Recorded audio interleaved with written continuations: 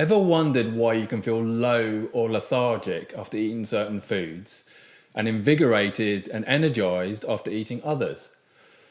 Today I want to break down why eating certain foods affects your mood and how changing your diet can actually improve your mental health. Hi, I'm neuroscientist Dr. Ben Webb, and why I turn up here every week is to help you cultivate a healthy brain for a mentally healthy and happy life. Welcome to episode 35 of Better Brain, Better You.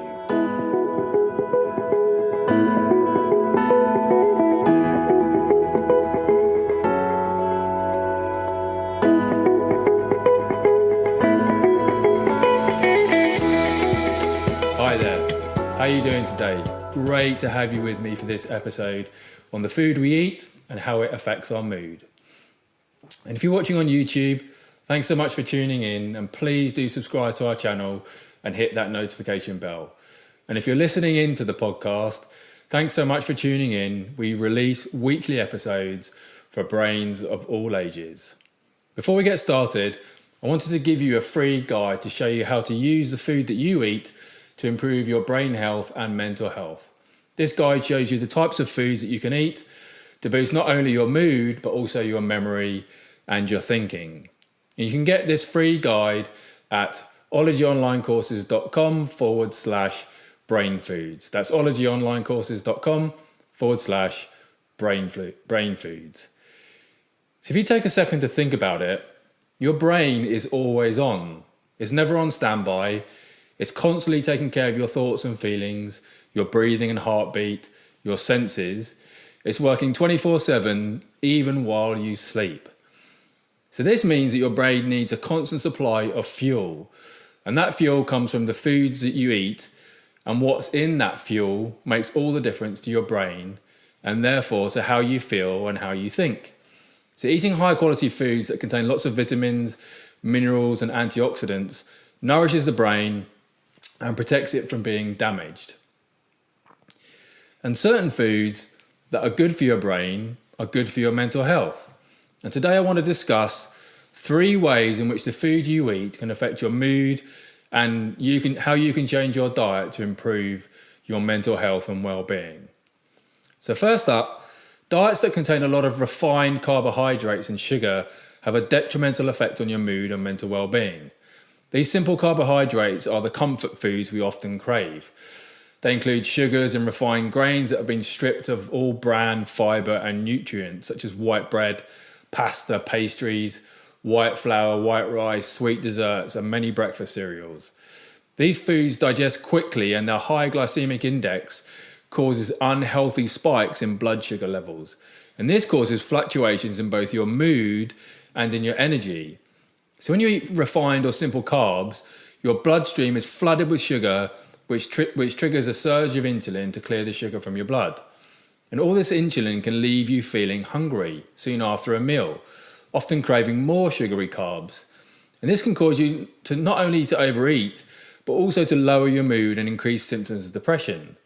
And a diet of refined carbohydrates has been consistently shown to be associated with higher rates of mood disorders and even suicide in teenagers. And the rapid increases and decreases in blood sugar levels you experience on a refined carb diet is what most likely leads to these serious changes in someone's mood. So if your blood sugar levels are constantly fluctuating up and down across the day, you are likely to feel tired, irritable and depressed. And repeating this pattern of fluctuating blood sugar levels day after day, week after week, can then lead to more serious mood disorders like chronic depression. But for many of us, cutting back on sugary treats and overcoming our carb cravings can seem like a daunting task. As well as being present in obvious foods such as sugary snacks, desserts and sweets, sugar is also hidden in much of the processed food that we eat, from fizzy drinks, coffee and fruit drinks, to bread, pasta sauce and frozen dinners. But cutting back on these hidden sugary saboteurs doesn't mean feeling unsatisfied or never enjoying comfort food again. The key is to choose the right carbs. Unlike refined or simple carbs, complex or good carbohydrates are digested slowly, causing a gradual rise in blood sugar. They're usually high in nutrients and fibre and include unrefined whole grains, non-starchy vegetables, legumes, nuts and fruits.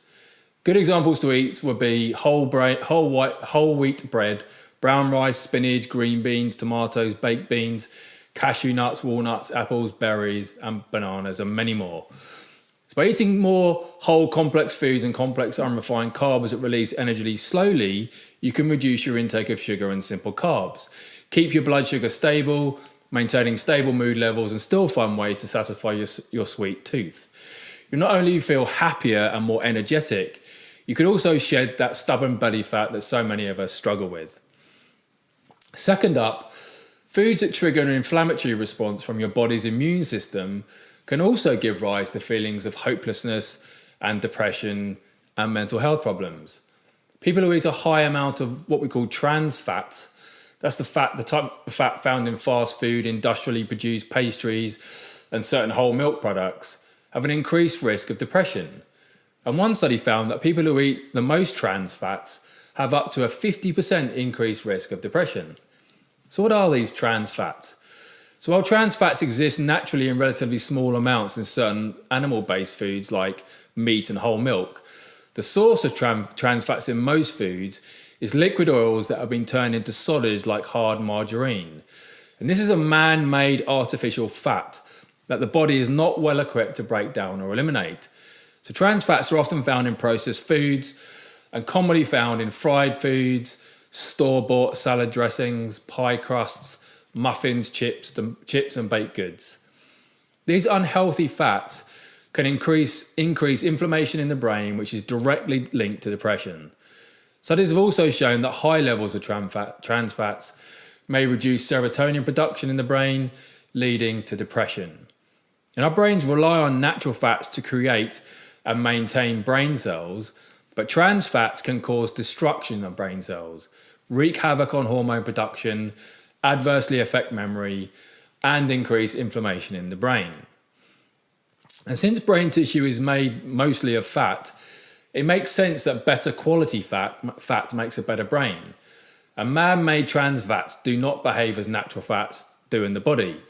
Trans fats can lead to serious health complications, including our mood and mental health. So you can eliminate trans fats from your diet by checking labels and avoiding processed and fried foods that you do not prepare yourself. Also, avoid foods whose ingredients lists include hydrogenated vegetable oil, and instead consume healthy natural fats such as olive oil, coconut oil, avocados, nuts and butter, which are better for your body and for your brain health. Eating more whole real food and less packaged food and adhering to a Mediterranean-style diet will reduce brain inflammation, reducing your risk of low mood and mental health problems. The third and final surprising thing I want to share with you is that the health of your stomach, your gut, can also affect your mental health. Your gut may not be an obvious place to look for help with your mental health, but the fact you even have those sensations of a gut feeling or those butterflies you get in your belly suggests that your brain and your gut are actually connected to each other, which they are. The bacteria in your gut metabolizes the food and drink you consume, extracting extra nutrients for your body. But the diversity of these bacteria and the way they interact can actually affect the messages that are sent to your brain via the nerves and the chemical pathways that live in your digestive system. And any nutritional deficiencies in your diet that lead to a drop in the diversity of your gut bacteria population can actually have a negative impact on your mental health. So you need to treasure those microbes living in the depths of your bowels, because if they're happy, then you're happy as well. So your gut actually communicates with your brain and affects your mood. So serotonin is a brain chemical that, amongst other things, controls your mood. Most serotonin is actually produced in your digestive system, which is lined with millions of nerve cells that communicate with your brain. It therefore makes total sense that the inner workings of your digestive system don't just help you to digest food, but also guide your mood and your mental health. And what's more, the function of these nerve cells and the production of brain chemicals like serotonin is highly influenced by the billions of good bacteria that make up your gut. So these bacteria play an essential role in your health. They protect the lining of your intestines and ensure they provide a strong barrier against toxins and bad bacteria. They limit inflammation, they improve how well you absorb nutrients from your food, and they activate these neural pathways that travel directly between your gut and your brain. So what sort of diet should we follow to reduce our risk of developing mental health problems like depression? Well, research has consistently shown that people who eat traditional diets like the Mediterranean diet and the traditional Japanese diet have a much lower risk of developing mental health problems compared to people who eat a modern Western diet. These older traditional diets tend to be high in vegetables, fruits, unprocessed grains, fish and seafood, and contain only modest amounts of lean meats and dairy. They also don't have any processed and refined foods and sugars, which are staples of a Western diet. And many of the unprocessed foods that they eat on these traditional diets are fermented as well, and therefore act as natural probiotics for the gut microbiome. So you should start paying attention to how eating different foods actually makes you feel. Not just in the moment, but the next day. Try cutting out all processed foods and sugar for 2 to 3 weeks. See how you feel. Then slowly introduce back foods into your diet one by one, and then see how you feel. When people adopt this what we call clean diet, they often can't believe how much better they feel and how much worse they then feel when they reintroduce the food that are known to enhance inflammation. Okay, so before we finish up, I want to give you a free guide to show you how to use the food you eat to improve your brain health and your mental health. And this guide shows you the types of foods that you can eat to boost not only your mood, but also your memory and your thinking. So you can grab this guide, you can download the free guide at ologyonlinecourses.com/brainfoods. That's ologyonlinecourses.com/brainfoods. Thank you so much for watching or listening today. It's been a pleasure hanging out with you, and I will look forward to seeing you next time.